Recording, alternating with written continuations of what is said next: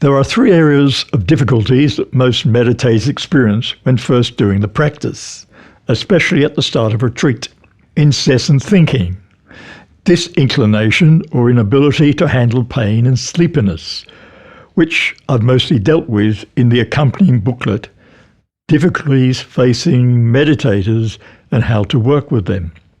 In addition to the explanation of the difficulties facing meditators, here are some commonly asked questions, often on practical issues by new students, and my responses to them. I hope they can help to clarify and elaborate on the practice, as a standardized set of instructions is usually given to beginners, which needs then to be explained further to the individual meditator as they practice. Question: how long should I sit for? My response: the length of a practice session varies according to the individual's capacity, but eventually most practitioners can manage up to an hour's formal sitting session, which is then alternated with an hour's walking meditation. The sitting and walking sessions combined in this way help to keep the overall practice in balance. Of course, you could extend the time to, say, another half hour or more, and you'll be encouraged to do so by your teacher. Question: can I keep my eyes open during sitting meditation? Response: well, in some Zen traditions it is possible, but as the sitting meditation practice in Vipassana meditation is primarily an introspective practice, one's eyes should be kept closed in order to focus on the introspective aspect of the practice. Question: how will we know when a sitting session ends? Will there be bells? Response: the only bells you will hear will be the morning wake-up call and for meal times. There is no signal for the end of a sitting session. There's a clock in the hall, or use your personal clock if you wish, although you will soon see that we have our own, as it were, internal clocks that regulates your sitting time. Question: I'm very tired. It's just been so busy lately at work. Can I sleep in the first session tomorrow before breakfast? Response: by all means. If you are really exhausted, then just rest. There is a rest period scheduled after lunch. There is no compulsion to follow the posted schedule, with the exception of meal times.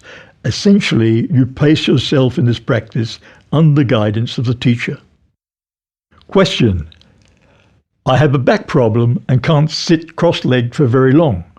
Can I use a chair? Response: yes, of course. Chairs are available in the meditation hall for people who can't manage, for whatever reason, the formal cross-leg sitting posture. Also, there are kneeling benches available, which will help you at the floor level. The classic cross-leg posture on the floor is the preferred sitting posture, and it is the most stable, but take time to adjust to it. Question: I know this is a silent retreat, but if I need something, like I run out of toothpaste, or have some other need, who can I ask? Response: don't worry. If you have any shopping needs, leave a note for the manager or kitchen staff. Above all, don't break the spirit of the silent retreat by making verbal or non-verbal contact with other meditators. If you need to speak for whatever reason, please feel free to come and see the teacher, no problem. Please don't feel intimidated by the formalities of the practice. The retreat etiquette and structure is designed to support and protect everyone involved. You'll soon get accustomed to the routine of the retreat, which will allow you to settle into the flow of the practice. We are here to support you. Question: I listened to your evening talk and found that there was too much material and ideas to take in all at once. Is it okay then to take notes? Response: most certainly. I would encourage you to take brief notes during the talk, or even to record your meditation experience as an aid to clarify and retain what has been taught, as long as you don't get carried away and end up writing your autobiography. Question: I can't find the rise and fall primary object at all. What can I do? Response: while a lot of meditators seem to get by with finding the rise and fall movement of the abdomen with just a directive to focus on the rise and fall, many like yourself have problems. If that is so, you need to know the how. First, you work from the gross to the subtle.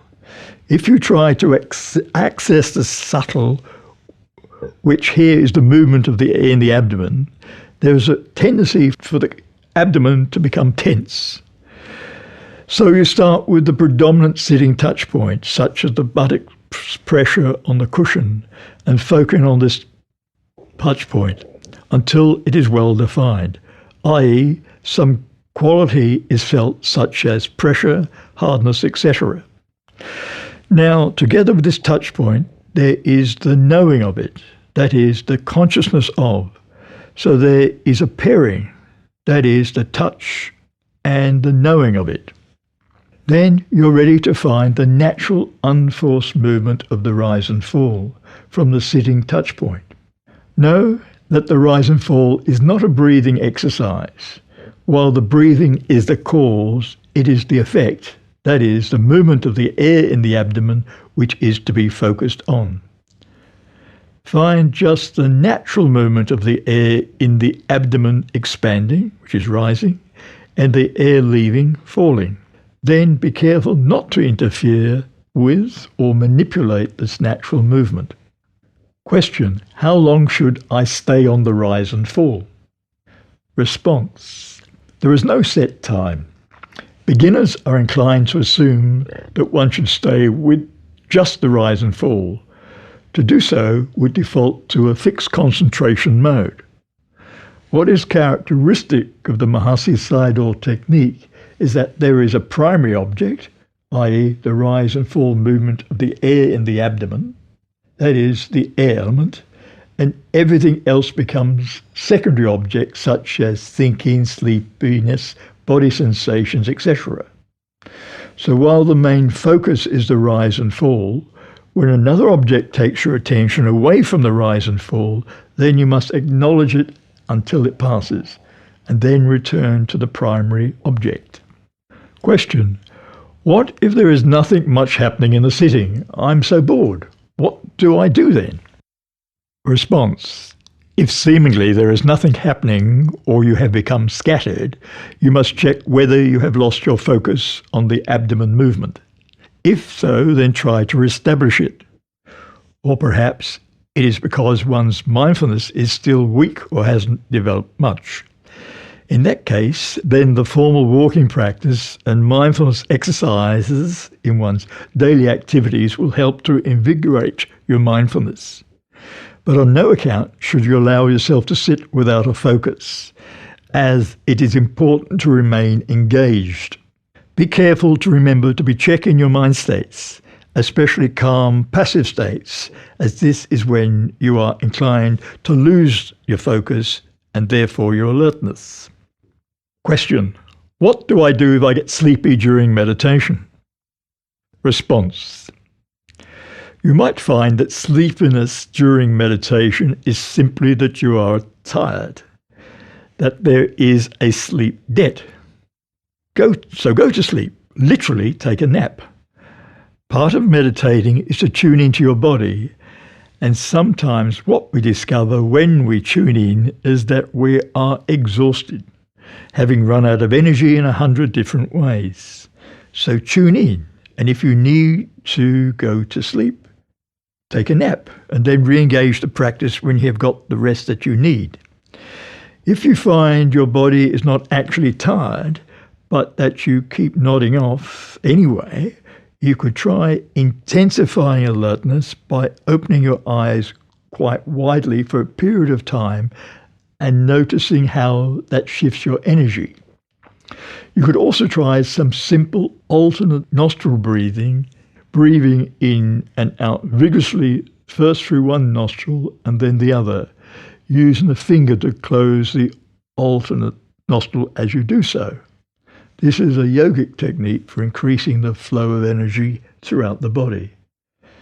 As a last resort, get up and do some brisk walking meditation.